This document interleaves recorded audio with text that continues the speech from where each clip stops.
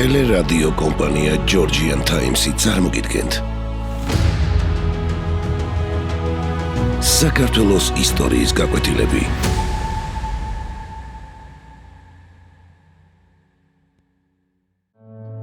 იბერიის მეფე, ფარსმან მეორე ქველი. ქრისტეს შობიდან მეორე ათწლეულში სამყაროს ორი უძლეველი იმპერია მართავდა. დასავლეთში რომის იმპერია იყო. ლეგენდარული ძალა, რომელიც ხმელთაშუა ზღვას გარს ეხვა. რომაული ლეგიონები სულ ასაწყვეტდნენ. მათ ბრიტანეთიდან პალესტინამდე ყველა და ყველაფერი რომის საკუთრებად აქციეს.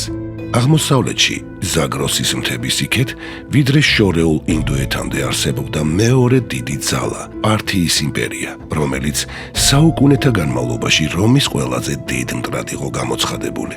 ამ ორ უძლეველ იმპერიას შორის კავკასიაში ერთი პატარა ქართული სამეფო, იბერია არსებობდა. პართია, ისევე როგორც რომი, მას თავის სამფლობელოდ მოიაზრებდა, მაგრამ სულ მალე ამ პატარა სამეფომ ქედის მოხრის ნაცვლად დამოუკიდებლობისთვის ბრძოლა გადაწყვიტა.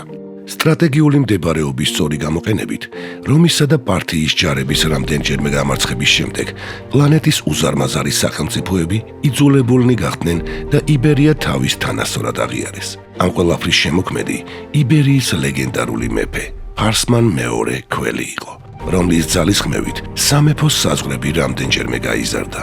მან შეუძლებელი შეძლო ის არა მარტო შეერკინა ძლიერების ზენიტზე მყოფ რომის და პართიის იმპერიას, არამედ გამარჯვებულიც გამოვიდა მათთან პაექრობაში. სავარაუდოდ, ფარსმანი იბერიის მეფე მეორე საუკუნის 20-იან წლებში ხდება. მემკვიდრეობით მას დანაწევრებული და უძლურებული სახელმწიფო ერგო. ფარსმანს დიდი ენერგია და პოლიტიკური შორსმჭრელობა დაჭირდა, რათა ქართლის სამეფო წინა აზიასა და კავკასიაში ერთ-ერთ ძლიერ სახელმწიფოდ ექცია. მე-11 საუკუნის ქართველი მემატიანე ლეონტი მროველი გვიამბობს.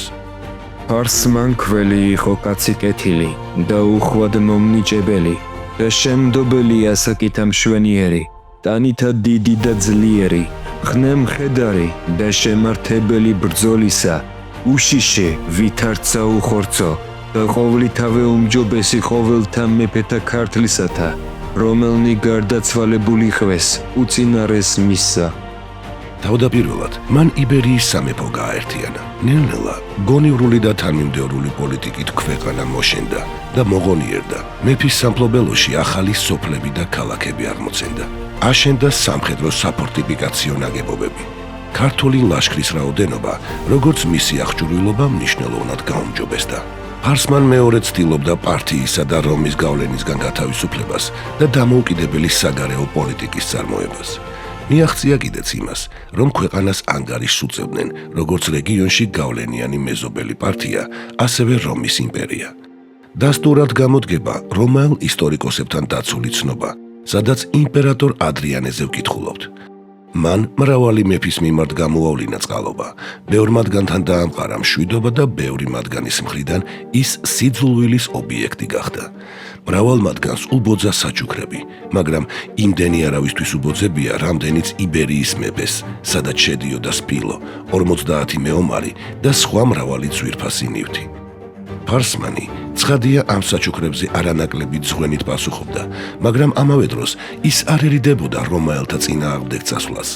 დაახლოებით 125 წელს იბერიის სამეფო საკმაოდ მოღონიერდა. მეფე ფარსმანის წინამძღოლობით ქართველებმა ილაშქრეს ალბანეთსა და კაბადოკიაში.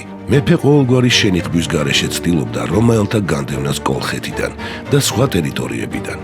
მალე მან სომხეთიც დალაშქრა და ის თავის მოხარკედ აქცია. 130 წლისთვის ფარსმანს უკვე მთელი სამხრეთ კავკასია ემორჩილებოდა. იბერიის სამეფოს საზღვრები სამხრეთით და სამხრეთ-დასავლეთით კარგა შორს იყო გადაჭიმული. ამ ყველაფერმა ერთობ გაანაწყენა რომი და იმპერატორმა ადრიანემ ფარსმანს მკაცრი წერილით მასთან გამოცხადება უბრძანა. იბერიის მეფემ დიდრული საჩუქრები გაუგზავნა იმპერატორს, მაგრამ მთავარი მოთხოვნა უყურადღებოდ დატოვა. როცა სხვა მეფეები მუხლმოდრეკით იყვნენ წარმდგარნი ადრიანეს წინაშე, ფარსმანმა ქედი არ მოუხარა იმპერატორს და არ იახლა მას. ამან ადრიანეს საშინელი რისხვა გამოიწვია. იბერთა მეფის დასამცირებლად იმპერატორმა ფარსმანისგან მიღებული ძღვენიდან, სადაც შედიოდა ოქროთი მოქარგული მოსასხამები, არენაზე გამოსულ 300 დამნაშავეს ჩააცვა. როგორც ჩანს, ამ საქციელმა ფარსმანის გულის სხდომაც გამოიწვია. ამის შემდეგ ქართლის მეფის პოლიტიკა პირდაპირ იყო მიმართული რომის იმპერიის წინააღმდეგ. რომი იმდროინდელი მსოფლიოს უდიდესი სახელმწიფო იყო. მისი მთავარი მეტოქე აღმოსავლეთში პართიის ლევამოსილის სამეფო გახდათ. ასე რომ, იბერიის სამეფოს ირგვლივ დიდი სახელმწიფოები არსებობდა და რა თქმა უნდა ეს დიდ საფრთხეს წარმოადგენდა. ამ ვითარებას ფარსმანი ყურადღებით აკვირდებოდა. მეფემ თავისი შორსმჭრედელობით და წინდახედულობით შეძლო მისი სამეფოს წინაშე დასმული მძიმე ამოცანის სწორად შეფასება და სწრაფი გადაწყვეტილების მიღება. კავკასიის მთავარი ობიექტი, დარიალის კარიბჭე, მეფე ფარსმანის ხელთ იყო. ამ კარიბჭის იქით კი იყვნენ მეომარი ალანები, რომლებიც მრისხანე ძალას წარმოადგენდნენ. ფარსმანმა კავშირი გააბა ჩრდილოეთ კავკასიაში მცხოვრებ ტომებთან. 135-136 წლებში ფარსმანმა ჩრდილოეთ კავკასიის გადმოსასვლელი კარიბჭე გააღო. იქიდან ალანები გადმოიყვანა, იბერიელი მეომრებით გააძლიერა და ეს ლაშქარი რომისა და პართიის წინააღმდეგ მიმართა. ამ ლაშქრობის მასშტაბები საკმაოდ დიდი იყო. მან მოიცვა ალბანეთი, მიდია, სომხეთი და კაბადოკია. ალანები არბევდნენ რომისა და პართიის ქალაქებს. პარალელურად თავს ესხმოდნენ სავაჭრო ქარავნებს. ასეთი თავდასხმები დიდ ზიანს აყენებდა ორ დიდ სახელმწიფოს, რომისა და პართიის შემოსავლებს. მომთაბარეთა შემოსევების შემდეგ დიდი ეკონომიკური კრიზისიც გაჩნდა. ეს იყო ყველაზე დიდი და გრანდიოზული შეტევა მსოფლიოს სავაჭრო გზაზე. ამ ყველაფრის სათავეში კი მეფე ფარსმანი იდგა, რომელმაც ჯეროვნად გამოავლინა თავისი შესაძლებლობები მეზობელი იმპერიების წინააღმდეგ. 138 წელს იმპერატორი ადრიანე გარდაიცვალა და მისი ადგილი ანტონიუს პიუსმა დაიკავა. მან სხვაგვარი პოლიტიკა გაატარა. მტრული დამოკიდებულება სამშვიდობოთი შეცვალა. ახალმა იმპერატორმა მეფე ფარსმანი რომში მიიწვია. ეს იყო პირველი შემთხვევა ანტიკური იბერიის ისტორიაში, როდესაც იმპერატორის მოწვევით იბერიის მეფე რომში შედის. ფარსმანქველმა სიამოვნებით მიიღო რომის იმპერატორისაგან სტუმრად მიწვევა. იგი ცოლ-შვილთან და დიდებულ ამალასთან ერთად ეწვია მსოფლიო იმპერიის დედაქალაქს. რომში დიდი მნიშვნელობა მიანიჭეს იბერიელთა სტუმრობას. იქ ყოფნისას მარსის მოედანზე გამართულ ომის ღმერთისადმი მიძღვნილ შეჯიბრებაში მეფე ფარსმანმა ქართველ მხედრობასთან ერთად თავი ბრწყინვალე ასპარეზობით გამოიჩინა, რის სანაცვლოდაც მისი ოსტატობით მოხიბლულმა იმპერატორმა ანტონიუს პიუსმა ნებადართო ქართველ მეფეს მსხვერპლი შეეწირა კაპიტოლიუმში და ბელონას ტაძრის საკურთხეველთან ცხენზე ამხედრებული ქართველთა მეფის ქანდაკების აღმართვა ბრძანა. და ეს იმ დროს, როცა რომაელებს ყველა უცხოელი ჩამორჩენილად, ველურად და ბარბაროსად მიაჩნდათ. თვით დიდი ცივილიზაციისა და კულტურის მქონე ბერძნებსაც კი დაცინვით მოიხსენიებდნენ. რომში არსებობდა ერთი ტრადიცია, წლის უმნიშვნელოვანეს მოვლენებს საგანგებო დაფებზე ნუსხავდნენ. ერთ-ერთი ასეთ ფრაგმენტზე აღნიშნულია ფარსმანის, იბერთა მეფისა და მისი ოჯახის რომში სტუმრობა. წარწერაში მოიხსენიებოდა ქართლის მეფის ვაჟისა და დედოფლის სახელებიც. რომის იმპერიასთან დამყარებული მშვიდობიანობის შემდეგ მსოფლიო ასპარეზზე გამოსულ და გაძლიერებულ იბერიის სამეფოს ახლა პართიის სახით გამოუჩნდა მოწინააღმდეგე. ამ დაპირისპირების შესახებ დეტალური ინფორმაცია არ მოგვეპოვება, მაგრამ ვიცით, რომ ომში ფარსმანმა რამდენჯერმე პირწმინდად დაამარცხა პართიელთა ლაშქარი. უფრო მეტიც, უშუალოდ ფარსმანის წინამძღოლობით ქართველებმა დალაშქრეს პართია. იბერიის სამეფომ ამით საბოლოოდ გაუსვა ხაზი თავის სიძლიერეს.